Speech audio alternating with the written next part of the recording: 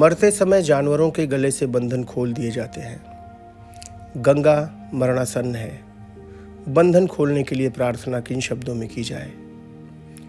हमारे इलाके में बूढ़ी औरतें नई औरतों को जब आशीर्वाद देती थीं, कहती थीं, जब तक गंगा में पानी रहे तुम्हारा सुहाग बना रहे।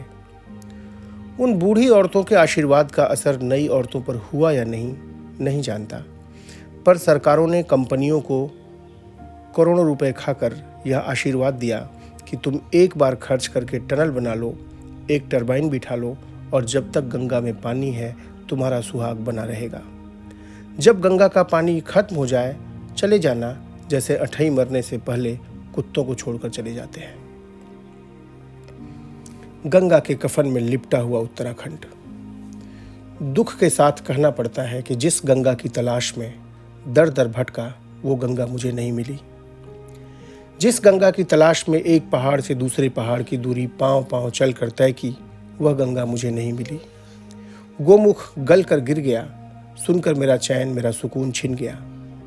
जिस हर्षिल में फूहियों की बारिश होती थी वहाँ भारी बारिश होने लगी है, सुनकर मैं बैठ गया। और अब दुख के साथ यह भी कहना पड़ता है कि हिमालय में गंगा दर्शन झील और टनल दर्शन में तब्दील हो गया है। कई कई किलोमीटर तक गंगा न जाने कहाँ ले जाकर गायब कर दी गई और मैं देखता रहा। टिहरी से देवप्रयाग तक की यात्रा में बस गंगा की कल्पना ही साथ चलती रही। मेरा यकीन करें, गंगा की याद आती और आंखों की कोर से एक बूंद सी लुढ़क जाती और फिर वह बूंद भी गायब हो जाती। कोई दिन ऐसा नहीं बीता जब कान फाड़ देने वाली विस्फोट की आवाज़ें न सुनाई पड़ी हों। उस यात्रा में कुल 47 बार विस्फोट की आवाज़ें आईं, जिसमें सबसे अधिक उस मुखबा से आई थी जो गंगा का मायका है। कई तपस्वी मिले और बताया कि अब हिमालय की शांति को ग्रहण लग गया है, यहाँ तपस्या करना संभव नहीं रहा। गंगा का जल उदास हो गया है, मंत्र बहुत उदास हो गए हैं।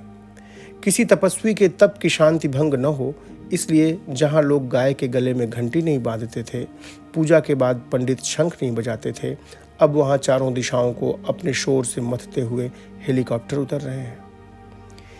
हिमालय की वादियों में एक हृदय विदारक घटना हुई थी जिसे उम्र भर में भूल नहीं सकता। एक पेड़ के ऊपर बादल टंगे हुए थे। इतने पुराने पेड़ पर बादल को टंगा देखना अच्छा लगा। बादल हर पल अपना रूप बदल रहे थे। उस समय मैं गंगा के तट पर बने झोपड़ी नुमा होटल में चाय पी रहा था। मन में ख्याल आया, क्या संवाद चल रहा होगा पेड़ और बादलों के बीच। बादल पेड़ को दूर देश के किस्से सुना रहे होंगे, लतीफ़े सुना रहे होंगे, बता रहे होंगे कि कैसे उन्हें सूरज की किरणों ने उड़ाकर बादल बना दिया। पत्ते जो हिल रहे हैं ना, दरअसल खिल खिल हंस रहे होंगे, कह रहे होंगे कि हम तो अभिशप्त हैं एक ही जगह खड़े रहने के लिए। तुम आते हो तो दुनिया का हालचाल मिल जाता है। ठीक उसी वक्त पेड़ को पूरा देख लेने की ललक से नीचे नजर उतरी तो मुंह से चीख सी निकल गई। पेड़ के तने पर निशान लग चुका था उसके काटे जाने का। इस एक पल में सारा सौंदर्य बोध बदल गया। मुझे पेड़ पर आरा चलने की आवाज़ सुनाई देने लगी। उस पेड़ पर चिड़िया के घोंसले से गिरता हुआ अंडा दिखने लगा और पत्तों से लिपट कर बादलों के बिलखने की आवाज़ सुनाई देने लगी। उसके बाद से तो घटनाओं का अंतहीन सिलसिला चल निकला।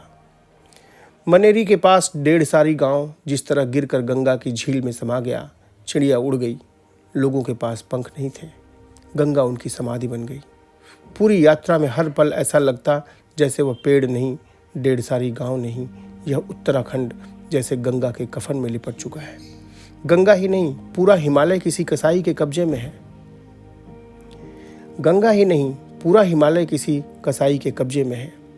हिमालय में 1000 के आसपास बांध, झील, टनल और बिजली संयंत्र हैं। इन झीलों में पानी दिखता है पर गंगा और उसकी सहायक नदियों में नहीं दिखता।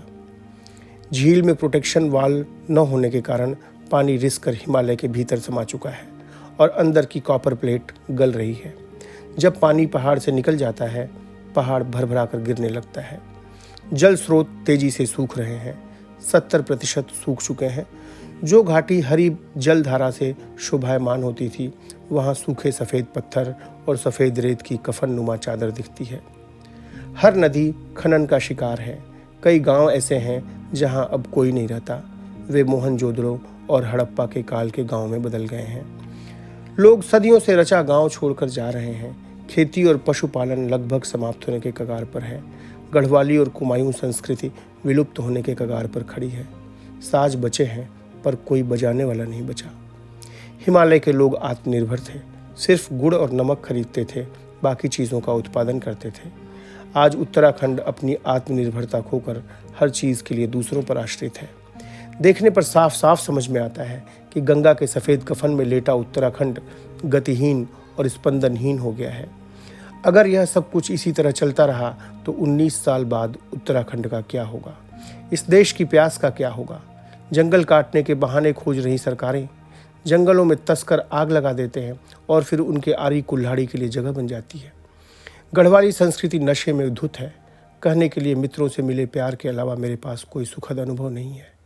इस यात्रा के दौरान जो कुछ मैंने देखा, जो मैंने वहाँ के लोगों से सुना और जो महसूस किया, अपने विवेक के अनुसार उसका चित्र विस्तार से साथ खींचने की कोशिश मैंने इस पुस्तक में की है।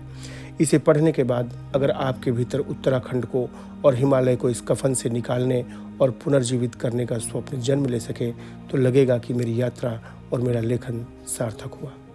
शुभकामनाओं के साथ आपका निलय।